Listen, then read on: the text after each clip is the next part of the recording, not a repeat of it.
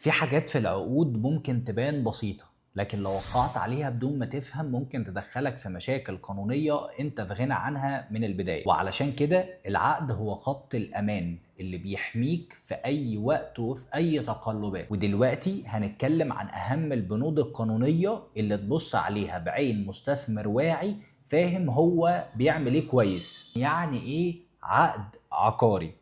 العقد ببساطة هو وثيقة قانونية بين طرفين بيوضحوا فيها حقوقهم وواجباتهم وشروط الاتفاق والشرط الجزائي أو العقوبات في حالة الإخلال من طرف من الاتنين، وهو المرجع القانوني في حالة لو حصل نزاع قانوني لا قدر الله. وبالنسبة لأنواع العقود العقارية عندنا عقد ابتدائي، وده اللي بيتم بين طرفين تسجيل الرسمي، ومش بيديك الملكية مسجلة ولكن ده إثبات لصحة البيع. وتاني نوع هو عقد بيع نهائي، وده اللي بيتم بعد سداد كامل الثمن، واللي بيه بتقدر تسجل الملكية في الشهر العقاري وبيدي ملكية كاملة ومعترف بيه قانونيا ومحدش يقدر ينزعج عليه بشكل قانوني. والسؤال دلوقتي ايه اهم البنود الجوهرية اللي اخلي بالي انها تكون موجودة في عقد البيع وانا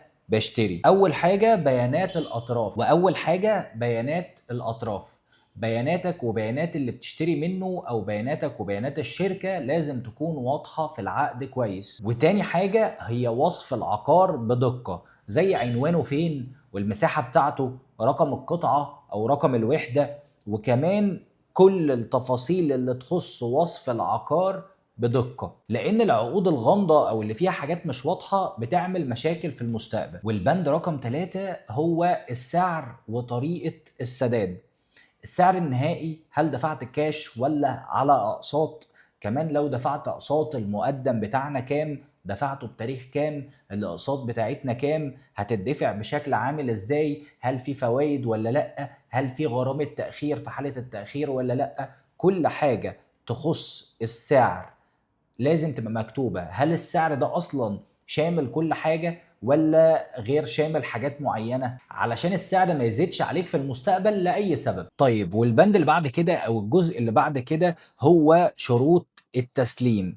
ميعاد التسليم إمتى؟ وحالة العقار عند التسليم هيكون تشطيب ولا نص تشطيب ولا على الطوب؟ طب إيه غرامة التأخير اللي بتكون في حالة إن أنا ما استلمتش العقار في ميعاده؟ كل ما كانت البيانات دي واضحة ومتسجلة بشكل مفصل كل ما كان المشاكل في المستقبل احتمال، وكل ما كان البنود دي واضحة وتفاصيلها مكتوبة بسهولة كل ما كان احتمالية ان يحصل مشاكل في المستقبل هتكون اقل. والبند اللي بعد كده او الجزء اللي بعد كده المرافق. هل العقار فيه كهرباء، فيه ميه، فيه صرف؟ هل ده محتاج مني رسوم اضافية ولا لا؟ وهل تم دفعها كجزء من ثمن العقار ولا التكلفة بتاعتها منفصلة؟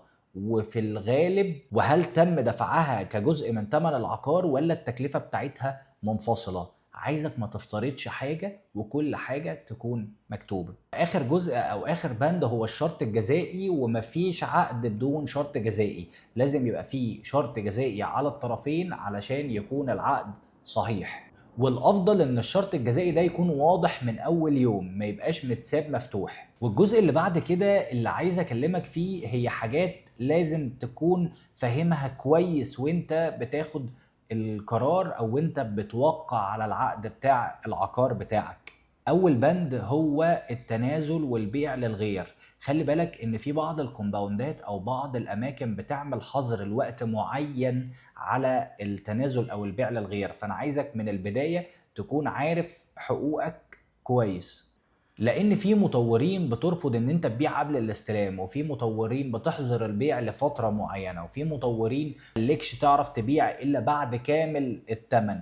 كل حاجة من دول وليها التفاصيل بتاعتها، ما بنقولش ايه احسن من ايه، ولكن لازم تبقى عارف البند ده كويس وفهمه وعارف تبعياته عليك في المستقبل. والبند اللي بعد كده هو بند الصيانة. مين المسؤول عن الصيانة؟ بتدفع سنويا ولا بتدفع مرة واحدة؟ هل في رسوم خفية ممكن ادفعها في المستقبل؟ ولو اتأخرت على دفع الصيانة ايه اللي ممكن يحصل. وكمان بند الضمانات، هل في ضمان على التشطيب لو انا بشتري كامل التشطيب؟ هل في ضمان على العزل؟ هل في ضمان على الاسانسيرات؟ في اي حاجة موجودة عليها ضمان ولا لا؟ والبند اللي بعد كده هو تسجيل العقار. هل البائع يلتزم بالتسجيل في الشهر العقاري؟ لو الإجابة أيوة فهيكون على حساب مين؟ وهل في توكيل للبيع للنفس والغير ولا لأ؟ كل دي نقط بتفرق في قدرتك على البيع في المستقبل، فلازم تبقى عارف بيها من أول يوم. ونيجي للجزء اللي بعد كده وهو الأسئلة اللي انت محتاج تسألها قبل التوقيع على عقد أي عقار، سواء بتشتري عقار جديد أو ريسيل. هل العقار ده عليه أي نزاع قانوني؟ هل في أي مديونية سابقة على العقار؟ وكمان هل في رخصة بناء ولا لسه؟ ولو بشتري عقار من مطورين عقاريين، يعني في شراكة بين جهتين، لازم اطلع على العقد ده. وايه هي الضمانات اللي بتحميني؟ وايه اللي يحصل لو طرف من الاتنين انسحب من المشروع؟ كل دي اسئلة ممكن تبان بسيطة، ولكن كل سؤال فيهم بيأمنك بشكل او باخر علشان تاخد الخطوة وانت مطمن. واحنا بنتكلم على العقود محتاج افكرك ان دور المحامي مش رفاهية، ولكن انا دايما باكد على فكرة وجود محامي متخصص في العقارات، مش بس محامي عنده خلفية قانونية والسلام. لازم يكون عنده الخبرة الكافية اللي تخليه مر عليه عقود كتير علشان يساعدك بشكل احترافي. وخلي بالك ان اي مطور بيمنع ان المحامي بتاعك يراجع العقود دي اشارة خطر. ممكن يرفض يغير بنود علشان خاطر العقد بتاعه ثابت لآلاف الوحدات، ولكن ان هو يمنعني من مراجعة العقد دي إشارة خطر. ونيجي بالنسبة للمشاريع الجديدة، زي ما قلت لحضراتكم في بعض المطورين بيستخدموا عقد واحد لكل الوحدات، لكن ده ما بيمنعناش ان احنا نطلب نضيف بند معين او نغير بند معين بما لا يتعارض مع مصالح المطور ولكن مصلحتنا احنا كمان كمشترين، او في بعض الحالات ان احنا نضيف ملحق تفسيري بيوضح بند معين، وان طبعا اكون متاكد بوجود تاريخ الاستلام واضح في العقد. ولو المطور بيقول مش بنغير بنود فلازم اسال ليه وافهم وراجع ده مع المحامي بتاعي واشوف هيتناسب مع اهدافي ولا لا. ودلوقتي خليني اقول لك خطوات عمليه تحلل بيها اي عقد بنفسك وانت في البيت. اول حاجه اطبع العقد واقراه بالكامل، وعلم على اي علامه مش واضحه او جمله انت مش فاهمها، واي سؤال يجي في بالك اكتبه على طول. وراجع في العقد اللي بيتعرض عليك دلوقتي كل البنود اللي احنا ذكرناها في الفايل ده او في الفيديو ده مع بعض. وبعد كده اعرض العقد على محامي متخصص تكون بتثق فيه، وتفاوض على كل بند مش مريح بالنسبة لك. وفي النهاية امضي على العقد وانت واثق مش وانت مضطر. في النهاية العقد ده مش نهاية الصفقة، ده بدايتها. وكل بند بتمضي عليه اما بيحميك او بيقيدك. ومعرفتك ببنود العقد مش شطارة خالص، ولكن دي الأمان اللي بيساعدك تاخد الخطوة وانت مطمن. وده لأن كل صفقة لو دخلناها بعقد واضح وكل التفاصيل فيه مضمونة هيساعدنا نحقق أهدافنا العقارية. وبكده نكون خلصنا الجزء ده، واشوفك في الفايل الجاي. وقبل ما نخلص الفيديو خليني أقول لك كلمتين مهمين جدا.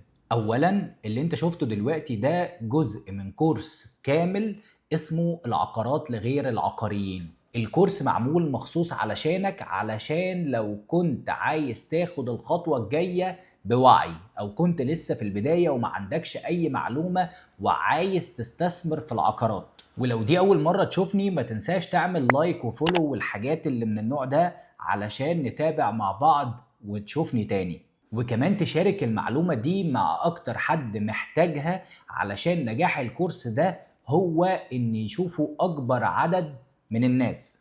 وده لو مهتمين ان هم يمتلكوا عقار قريب سواء بغرض السكن او الاستثمار. وكمان علشان تستفيد من الكورس ده اكبر استفادة بنصحك انك تشوف الفيديوهات من الاول وبالترتيب، لان كل جزء فيه بيكمل الجزء اللي قبله، ومعمول بتسلسل يخليك تطلع افضل نسخة منك بتمتلك وعي عقاري حقيقي. الكورس مجاني بالكامل، وده لأن هدفه من البداية هو المنفعة العامة للجميع. وإني أشاركك سنين من الخبرة وخلاصة تجارب حقيقية، مش مجرد كلام نظري. لكن الأدوات والاستراتيجيات اللي موجودة في الكورس ساعدتني وساعدت عملاء كتير إن هم يحققوا أهدافهم العقارية. فأهم نصيحة ممكن أقولها لك دلوقتي هي إن المعلومات لوحدها مش كفاية، والتنفيذ والتجربة العملية وإنك تبدأ تاخد خطوة بنفسك دي أهم حاجة دلوقتي. وده لأن الفرق الحقيقي في القدرة على التنفيذ وإزاي تجرب المعلومة وتطبقها بنفسك وتعيد تجربتها تاني بدون ما تيأس. بنصحك كمان خد نوتس وسجل الملاحظات بتاعتك، وارجع تاني عيد الجزء اللي محتاج تفهمه وتركز في تفاصيله والنقطة اللي انت واقف عندها لو محتاج تأكد على المعلومة. وكمان اسأل وتناقش مع مستثمرين تانيين أو حتى اطلب استشارة لو محتاج مساعدتنا. وأخيرا شارك اللي استفدته في كومنت، وشارك المعلومة دي مع غيرك لو محتاج إن هو يسمعها. وخليك عارف إن معلومة واحدة ممكن تغير حياتك ومستقبلك بالكامل لو فهمتها صح. أنا اسمي أحمد سراج، وده جزء من رحلتك في العقارات لغير العقاريين، ومستنيك في الجزء الجاي من الكورس علشان نكمل مع بعض الرحلة اللي تساعدك تطلع منك أفضل نسخة لمستثمر عقاري ناجح وعارف هو بيعمل إيه.